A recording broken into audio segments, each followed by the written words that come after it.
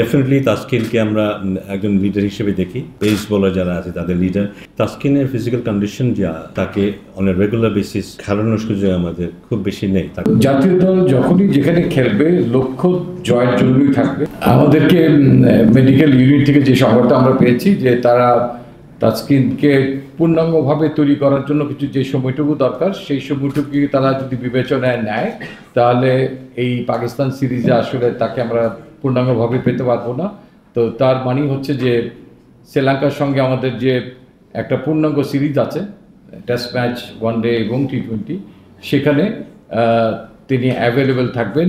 If everything goes all right, তাহলে আমরা আশাই করতে পারি তাকে, সেরকম একটা সংগতি আমরা পেয়েছি। আমি যদি সোজা হয়ে বলবো যে না, তার বড় একটা কারণ হচ্ছে যে তাসকিনের ফিজিক্যাল কন্ডিশন যা, সেখানে আমার মনে হয় তাকে অন এ রেগুলার বেসিস খেলানোর সুযোগ আমাদের খুব বেশি নেই। তাকে সবসময় রেস্ট দিয়ে তার রিকভারির দিকে লোড ম্যানেজমেন্ট করে তাকে খেলাতে হবে, সেই সম্ভাবনাটা আছে। এমন একজন যে অন এ রেগুলার বেসিস খেলতে পারবে কি পারবে না, এই চিন্তাভাবনা যদি কারোর ব্যাপারে থাকে, তাকে অধিনায়ক তত্ত্বটা দেওয়াটা বোধহয় সমীচীন না। তবে ডেফিনেটলি তাসকিনকে আমরা একজন লিডার হিসেবে দেখি। আমরা জানি যে ও পেস বোলার যারা আছে তাদের লিডার, এবং অ্যাজ এ হোল দলে একজন গুরুত্বপূর্ণ খেলোয়াড়, নেতা। সো কখনো যদি সেই ব্যাপারটা আসে যে ও রেগুলার খেলতে পারবে, ওকে লোড ম্যানেজমেন্টে যেতে হবে না ওইভাবে, কিংবা ওর ইঞ্জুরির সমস্যাগুলো নেই, তখন নিশ্চয়ই সেও আমাদের ভাবনায় থাকবে। পেয়ে গেছি একটু করি, তাহলে এটা হচ্ছে পাকিস্তান সিরিজ, মানে এই সিরিজে আছি আমরা বাংলাদেশ এবং পাকিস্তানে, লক্ষ্যটা কি থাকছে এবং কি আশা করি প্লেয়ারদের কাছে? আমরা কি এখন থেকে ওয়ার্ল্ড কাপের মানে আমাদের সিলেক্ট চেঞ্জ হবে নাকি আগের মতোই, মানে আমাদের এগ্রেশন বা টি20 যে মেজাজটা আমরা ওই জন্য খেলবো নাকি এই সিরিজ জয় অথবা অন্য লক্ষ্য নিয়ে যাচ্ছি, বা এখন থেকে বিশ্বকাপের পরিবেশন করছি? যদি হ্যাঁ, যদি জাতীয় দল যখনই যেখানে খেলবে লক্ষ্য জয়ের জন্যই থাকবে, ডেফিনেটলি কোনো সন্দেহ নেই। তবে জয় অর্জন করার জন্য আমি ব্যক্তিগত মনে করি যে মেজাজে টি20 ক্রিকেট যাচ্ছে, ট্রান্সফরমেশন অফ ক্রিকেট যেভাবে হচ্ছে, তো তার জন্য দ্বিপাক্ষিক সিরিজের মাধ্যমে আমাদেরকে তৈরি হতে হবে যে কোনো গ্লোবাল টুর্নামেন্টে যদি আমরা আমাদের গড়পড়তা পারফরমেন্সের থেকে আরও ভালো পারফরমেন্স করতে চাই, তাহলে আমার মনে হয় একটা হচ্ছে অনুশীলনে সেটাকে রপ্ত করা, দ্বিতীয়টা হচ্ছে তার এফেক্টটা, ঝলকটা যেন কিছুটা হলেও আমাদের দ্বিপাক্ষিক সিরিজগুলোতে পড়ে। সেখানে হয়তো আমরা কোনো ম্যাচ বড় ব্যবধানে হারতেও পারি, কিন্তু আমাদের অ্যাপ্রোচটা যেন মধ্যে পরিবর্তন আসে, সেটাই আমাদের তরফ থেকে মেসেজ। আপনি বলছিলেন যে নাহিদ রানাকে যদি আসলে ঠিক সময় পাওয়া যেত তাহলে হয়তো আমরা চিন্তা করতে সেই জায়গাটাতে নাহিদ রানা কিংবা রিশাদ হোসেন যারা পিএসএল খেলছেন তারা কখন দলের সাথে যোগদান করবেন? এই দুটা ম্যাচ কি পাওয়া যাবে কিনা, নাকি পাকিস্তান সিরিজে আসলে তাদেরকে পাওয়া যাবে? আমার কাছে যতটুকু খবর আছে যে তাদেরকে আমরা হয়তো পাবো, আর ডিপেন্ড করছে ফলাফলের উপরে। যদি যারা এই দুটো দলে খেলছেন তারা যদি কোনোভাবে এলিমিনেটর পার হয়ে চূড়ান্ত পর্যায়ে চলে যায় এবং তাদের দল যদি তাদেরকে চায়, আমার মনে হয় তখন ক্রিকেট বোর্ডের ফাইনাল কলটা নিতে হবে। দ্বিপাক্ষিক বোর্ডের একটা সম্পর্কের ব্যাপার আছে, কমিটমেন্টের ব্যাপার আছে। তারপরেও একটা অংশে নিশ্চয়ই লেখা থাকে যে যদি আমাদের জাতীয় দলে কোনো প্রয়োজন হয় তাহলে আমরা আমাদের প্লেয়ারকে আনতে পারি। তবে সেটা বিচার বিবেচনা করে দেখার ব্যাপার যে ইউএর সঙ্গে আমাদের সেটা কতটুকু আমরা ছাড় দিতে পারি। আর একটা ছোট্ট জিনিস আমি অ্যাড করতে চাই, আমাদের যেহেতু 7টা ম্যাচ, সেটাও একটা কারণ ছিল যে আমাদের বোলারদের সাধারণত কোনো না ছোট বড় ইনজুরিতে পড়ে, তো সেখানে যেন লোড ম্যানেজমেন্টটা ঠিক হয়। দুটো কারণ ছিল, নাইট রানার মানে কখন পাবো সেটা না জানাটা, এবং এই লোড ম্যানেজমেন্ট আর একটা ইস্যু। অ্যান্ড থার্ডলি এই বোলিং ইউনিটের মুখ্য ভাগ যেহেতু যাচ্ছে দলের সঙ্গে, তাহলে তারা এই পরবর্তীতে যে সিরিজটা আসতেছে তার জন্য কিন্তু পূর্ণাঙ্গভাবে ট্রেনার এবং বোলিং কোচের সঙ্গে থেকে তারা প্রস্তুতিটা নিতেও পারবে সেখানে যারা খেলবে না।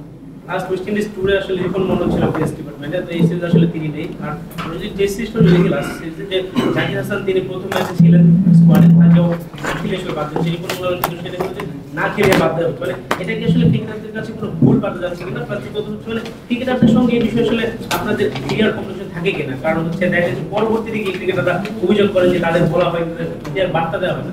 এই বিষয়ে আসলে আপনাদের সাথে ক্লিয়ার কমিউনিকেশনটা থাকে কিনা বা আছে কিনা? রিপন মন্ডলের কথা ফার্স্টে বলি।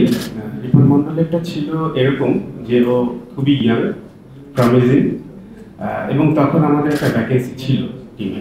তো ওকে কিন্তু খেলানোর জন্য না, ওকে টিমের সাথে রেখে যাতে ও এই ফ্লেভারটা সম্পর্কে কিছুটা হলেও পরিচিত থাকে। অ্যাট দ্য সেম টাইম আমাদের এখন যেহেতু ইমাজিন এবং এটিন দুইটা খেলা চলছে, তো ন্যাশনাল টিমের লিডে আসলে রিপন মন্ডলের খেলার চান্স খুবই কম। তো এই কারণে ওকে বাইরে রাখা যে এখানে আগে আরো খেলুক, যাতে ও হি ইজ ভেরি প্রমিজিং, আপনারা সবাই জানেন। তো এটা আর জাকির হাসানের ওভারঅল আর কি ক্লিয়ার মেসেজটা আসলে তারা পায় কিনা? অবশ্যই পায়, অবশ্যই। এখানে না পাওয়া, দেখেন যখন একটা টিম হয়, প্লেয়ারদের ক্ষেত্রে যেটা হয় তারা নিজেরাই জানে আসলে, মানে জানানো হোক আর না জানানো হোক সবাই বুঝে যে জাকির কি বুঝতে পারেনি যে জাকির থাকবে না। আমাদের মেইনলি যেটা হয়েছিল জাকিরের ক্ষেত্রে, আমাদের কিন্তু সাধারণত দেশে খেলা হলে 14 মেম্বার টিম দেওয়া হয়, তাই না? তো যেহেতু কনকাশন ইস্যু আছে, সেই বিবেচনা করেই কিন্তু আমরা ওকে আসলে 15 জন ইয়েতে রেখেছিলাম। ও কিন্তু ফার্স্ট 11-এ আসলে ছিল না ফার্স্টে। তো সেকেন্ড টেস্টে যখন আমাদের আসলে চিন্তা করা হলো, তো খুব স্বাভাবিকভাবে যদি রিপ্লেস করতে হয় তাহলে ওরই রিপ্লেসমেন্ট হবে। অ্যাট দ্য সেম টাইম আমাদের যে এই টিম আছে ওরা খেলবে সবাই, মানে যারা বাইরে আছে ন্যাশনাল টিম থেকে বাইরে এসছে সবাই কম বেশি ম্যাচ খেলবে এখানে। মেইনলি এটার কারণেই আসলে করা।